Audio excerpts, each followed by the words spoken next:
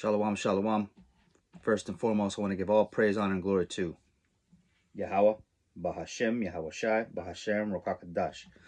Double honors to the elders and bishops of Great Millstone who teach and rule well. Salutations to the beloved prophets and brothers who continue to exhort the sheep. This epistle here is going to be entitled Praise Through Your Trials. Through those rough patches and the trials of your faith, when times of desperation may sweep through your neck of the woods, your home, and may rattle you to the bones. But in those trials, possess you your souls, have patience, and continue to build up your faith for the times to come. And praise through your trials. We're going to go into Daniel chapter 3 and have some comparative verses to maybe bring forth some context of what we may see, experience for the things to come that are being set up all around us. So Daniel chapter 3, it goes into Nebuchadnezzar setting up the golden image for that particular time. And he wishes for all to bow the knee to submit to his rulership, and has everyone come underneath the certain system that he has set up for the people. But as the children of the Most High Yahweh, we are commanded not to bow the knee to any images and take on any of the customs of the heathen or bow to their gods, to receive the punishment in full measure. So Daniel chapter 3, Nebuchadnezzar, the king, made an image of gold, whose height was 60 cubits, and the breadth thereof 6 cubits. He set it up in the plain of Dora, in the prince of Babylon. So this image was made of gold. So it was something to look upon, something that was really attractive. Gold is a precious soft metal in the market of currency, and it is appealing. If he were to have made that image of anything else, it probably wouldn't have that enticing allure to whatever image he had set up at that time, right? So verse 2, then Nebuchadnezzar the king sent to gather together the princes, the governors, and the captains, and the judges, and the treasurers, and the counselors, the sheriffs, and all the rulers of the provinces to come to the dedication of the image which Nebuchadnezzar the king had set up. So he already had a system of rulers set up in the land to come and take an oath and allegiance to his new system that he was setting up, this new golden image that he had placed upon the people, right? So he already set up a system for captains and judges and people with power over the people, essentially. Verse 3, then the princes and governors and captains and judges, the treasurers, the counselors, the sheriffs, and all the rulers of the provinces were gathered together unto the dedication of the image of Nebuchadnezzar the king had set up. And they stood before the image of Nebuchadnezzar had set up. So they're coming familiar with this image. They're being partakers in Nebuchadnezzar's policies and laws and all these things. It represents these things, right? So Daniel chapter 3 verse 4, it says, then a herald cried aloud. A herald is a messenger. This can only mean that a messenger of the Most High Yahweh had a messenger, a herald, cry aloud, because this is what we're commanded to do. This is what a herald, a messenger, an angel is sent to you to declare, right? He says, then a herald cried aloud, to you it is commanded, O people, nations, and languages, that at what time, now he's giving some insight of what's going to happen after giving the introductory of Nebuchadnezzar's image being set up, having this whole system of sheriffs and judges and treasuries and all these things set up. So a herald cried aloud, "To you is commanded, O people, nations, and languages, that at what time you hear the sound of the cornet, flute, harp, sackbut, psaltery, dulcimer, and all kinds of music." Music is very alluring. Music is entertaining. Music makes you feel good. It appeals to the flesh, right? So all these different types of appeals, enticing ideas and concepts, they can be really alluring to the flesh, because we're now talking about this golden image that Nebuchadnezzar has set up and informed his political leaders about. Now the messenger is now warning you about all these things. He says that at what time, when you hear these sounds of the cornet, the flute, the harp, and all these musical instruments, right? These things that are alluring, things that sound real good, you know, peace and safety. Ye fall down and worship the golden image that Nebuchadnezzar the king hath set up. Colon. And whoso falleth not down, he's telling you what's going to happen. And whoso falleth not down and worship shall the same hour be cast into the midst of a burning fiery furnace. So he's telling you, it's commanded unto you, O nations and languages and so on and so forth, that this is what's going to happen if you do not bow down and worship this image that this so-called ruler had set up over the people and the land for his infrastructure, right? Verse 7. Therefore, at that time, when all the people heard the sound of the cornet, flute, harp, sackbut, psaltery, and all kinds of music, all the people, all of the nations and the languages fell down and worshipped the golden image that Nebuchadnezzar the king had set up. So these people that have sworn an allegiance to Nebuchadnezzar's new image, this is what they did to show their alliance, and they danced to the music that he was playing. They bowed down to it. It means to show submissiveness. It means that you are given over your entire being, your soul, to this new dictatorship, if you will. Verse 8. Wherefore, at that time, certain Chaldeans came near and accused the Yehudim. So now you have one set of people over another set of people, accusing them of what? They spake and said to the king Nebuchadnezzar, O king, live forever. You're our king. Thou, O king, hast made a decree that every man that shall hear the sound of the cornet, flute, harp, sackbut, psaltery, and dulcimer, and all kinds of music, shall fall down and worship the golden image. Right? And verse 11. And whoso falleth not down and worship, that he should be cast into the midst of a burning fiery furnace. They're declaring they're declaring right here of his policies and the penalty. There you go. The penalty for not submitting to this new image. Verse 12. There are certain Jews, Yehudim, whom thou hast set over the affairs of the province of Babylon. Hananiah, Mishael, and Azariah. Right here we can read in the English tongue, Shadrach, Meshach, and Abednego. These men, O king, have not regarded thee, because we're told not to set up in our law, in our Torah, we're told not to take on the image and the customs of these other nations. We are supposed to be set apart because we worship and reverence only our power, Yahweh, wa Yahweh Shai, right? 13. Oh, wait, no, let's finish 12. There are certain Yehudim whom thou hast set up over the affairs of the province of Babylon. Shadrach, Meshach, and Abednego. Again, Hananiah, Mishael, and Azariah. These men, O king, have not regarded thee. They serve not thy gods, nor worship the golden image which thou hast set up. Because if we were to worship and take on this image, we would still be in sin, and that separates us from our power. right? Then Nebuchadnezzar, in his rage and fury, commanded to bring Shadrach, Meshach, and Abednego. Then they brought these men before the king.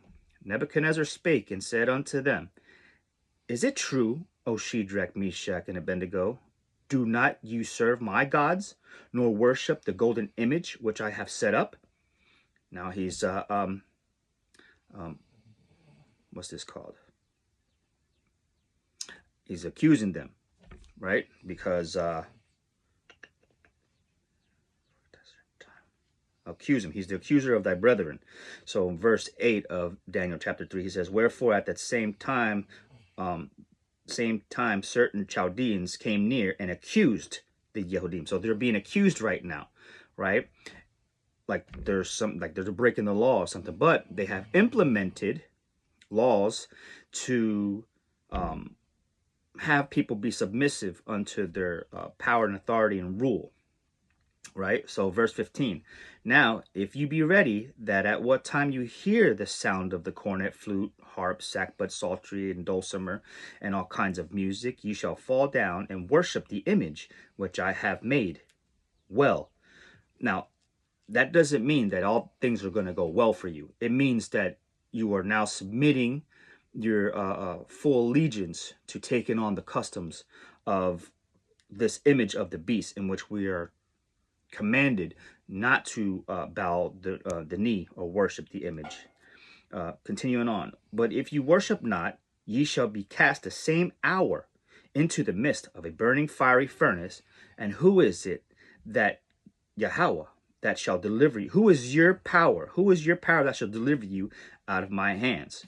Right? He's saying, who's going to deliver you out of my hands if you don't submit to my authority, no matter the consequences? Because if we have the faith to believe that the one that we hold reverence over our spirit and life and everything else, that he's going to deliver us ultimately out of all troubles, like the word has proclaimed, right?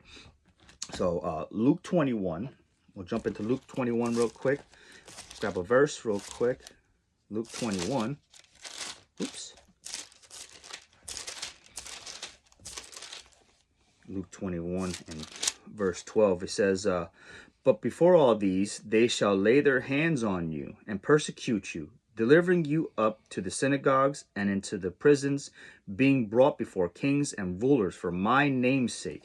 So, because the children of Yasharallah are commanded not to take on the customs of the heathen, we are ultimately going to be looked at as enemies of this new image, this new system that's being set up, right? So it's already in the prophecies that we're going to be handed over into the judges and the rulers and captains and treasurers and all these things, because now this new system has ultimately pushed us to the outskirts of society, being just outcast, right? Because there is consequences for taking on the image and the mark of this new beast system that's being implemented as an economic solution for all things that are failing, right? So in that same verse in Daniel chapter 15, he says, But if you worship not, you shall be cast in the same hour into the midst of a burning fiery furnace, right? So where I want to go from there? From there, I want to go to, again, Revelation. Revelation chapter 3, verse 10, it says, Because thou hast kept the word of my patience. This is the Most High Yahweh through his beloved Son Yahweh Shai speaking. It says, Because thou hast kept the word of my patience, I will also keep thee from the hour of temptation, which shall come upon all the world to try them that dwell upon the earth. This same very verse is applicable and was applicable in that very same time, which ultimately got the release of some of the children of Israel released out of Babylon, because they did not bow the knee to Nebuchadnezzar, right? So in that same very hour, because we're being tested and tried, we are to possess our souls, because the Most High Yahweh will deliver us. This is what he says, the all-sovereign, the Most High Yahweh, right? Speaking about that, the image and the image that the three holy children were said to bow the knee to, or otherwise they'd be cast into the fire. We can see a parallel description of verses like that being spoken about in Revelation chapter 13. And I'll start at verse 13. And you can apply this to Nebuchadnezzar at that time as he was setting up his golden image. Revelation 13:13, it says, and he does great wonders, so that he maketh fire to come down from heaven on the earth in the sight of men. So he's causing all this miraculous things to happen, and the men and the women and the children are in awe. Wow, so allured by what he is setting up as an image for the people to take on that image. But we're supposed to take on the image of Hamashiach ultimately. Verse 14, and deceiveth them, and deceiveth them. He deceives the people, and he deceived them that dwell on the earth by the means of those miracles which he had power to do in the sight of the beast, saying to them that dwell on the earth, that they should make an image to the beast which had the wound by a sword and did live. Now this verse here, it applies to a time during the Renaissance period, when the kingdom was ultimately changed, and the image of that age led the people into this current time being deceived of who the true rulers and where truth stems from, because Hasatan has but a short time to deceive the world and the nations, and everyone is living in this current image of his beast system.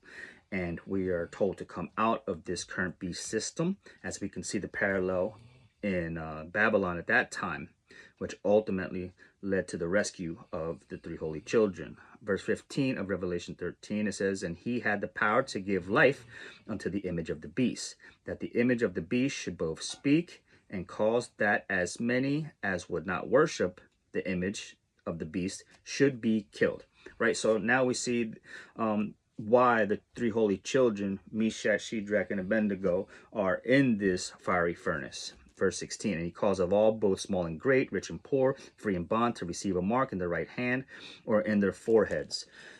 So, and that no man may buy or sell, save he had the mark, or the name of the beast, or the number of his name. So now you are now the property of this new system, because now you're taking on the image of this beast, because it has allured you with its music and its golden appeal and enticing things that it claims to offer you for salvation or anything to participate in the economy.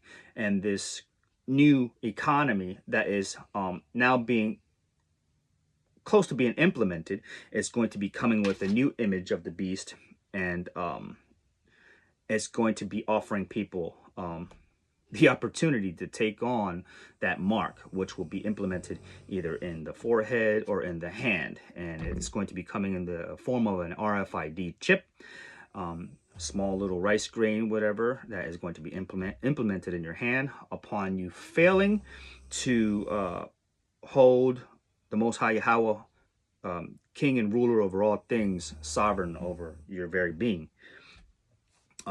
Daniel chapter 3 and verse 16. Shadrach, Meshach, and Abednego answered and said to the king of Nebuchadnezzar, we are not careful to answer thee in this matter. Which means they totally said, no, man.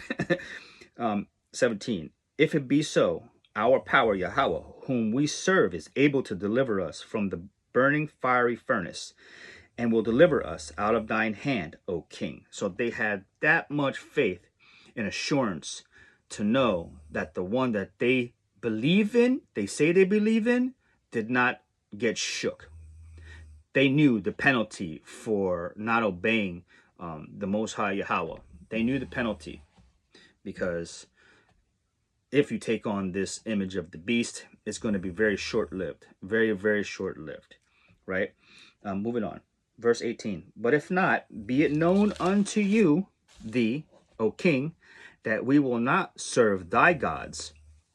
Right? Many people set up different gods in their lives. It could be their family, their children, their home, their business, their career, their finances, their cars, whatever. All these things, if you're not willing to detach from all of it, then you might be subject to being taken by this very alluring offer from Nebuchadnezzar, if you will.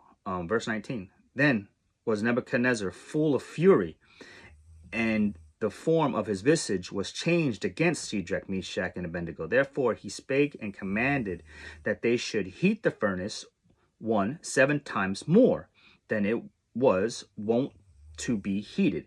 So he turned it up on them, right? This fiery furnace of affliction, whatever it could be, starve them out, lock them out, put them in a prison cell with no lights, whatever it could be to get you to fold and buckle. But nonetheless, the Most High, Yahweh, said he will never leave us. He will leave us with the Comforter, and we will be locked in. Hopefully, we will stay locked into his promises and what he says and adhere to his word and obey him, because this current world system really has nothing to offer.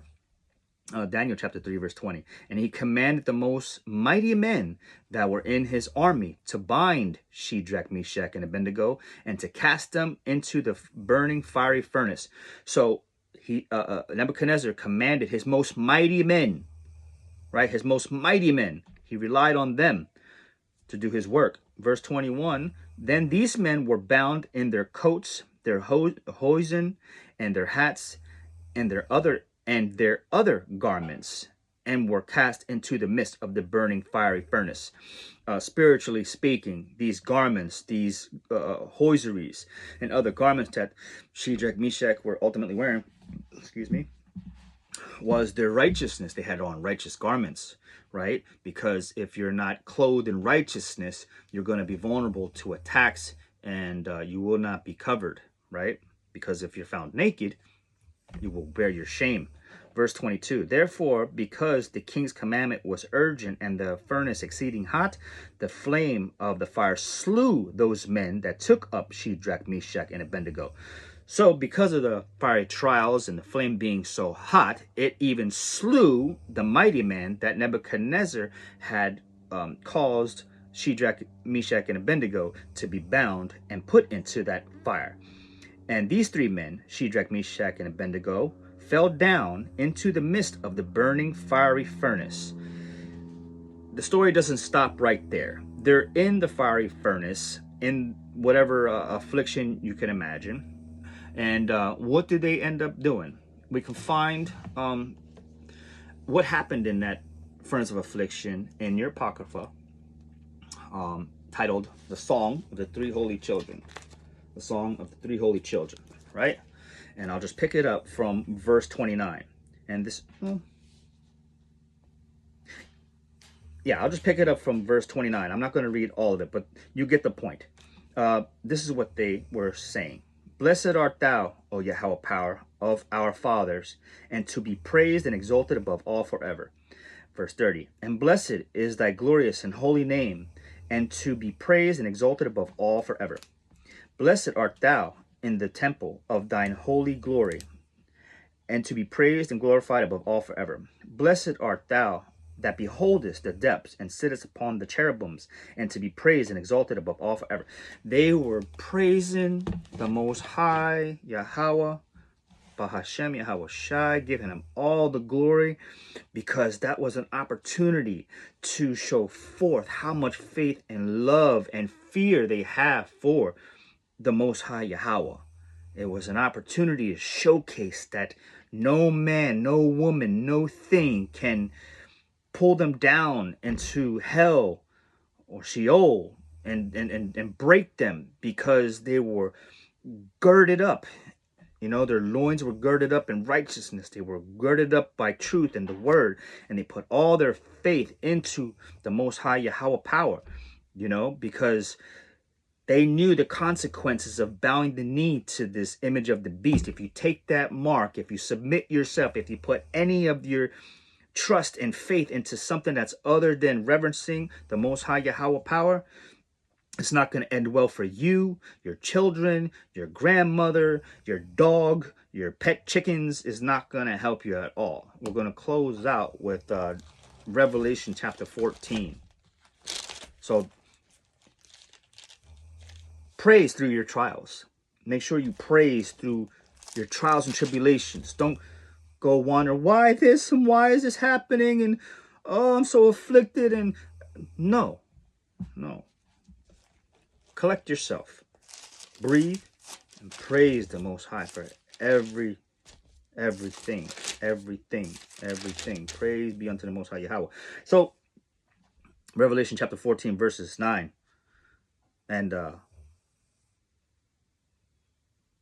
what will happen if you take on this image of the beast?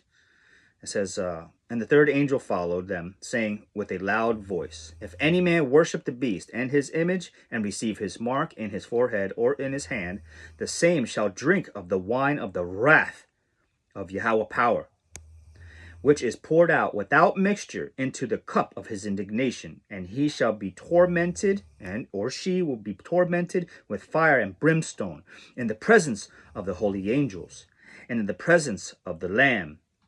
And the smoke of their torment ascended up forever and ever, and they have no rest day nor night, who worship the beast and his image, and whosoever receiveth the mark of his name. So now you become the property of this new system that you have subject yourself to and your family, and you will receive the full wrath of the Most High Yahweh power that is poured out without mixture, and you will be the ascending offering. Verse 12, here is the patience of the saints. Here are they that keep the commandments of the Most High Yahweh power and the faith of Hamashiach Yahweh Shai. Right? So, Daniel chapter 3, verse 24. And Nebuchadnezzar, the king, was astonished and rose up in haste and spake and said unto his counselors, did not we cast these 3 men bound into the midst of the fire? They answered and said unto the king, true, O king. He answered and said, lo, I see 4 men loose, walking in the midst of the fire, and they have no hurt, and the form of the 4th is like the Son of the Most High himself. So I pray that was edifying, and keep praising, keep learning. Until the next time, shalom.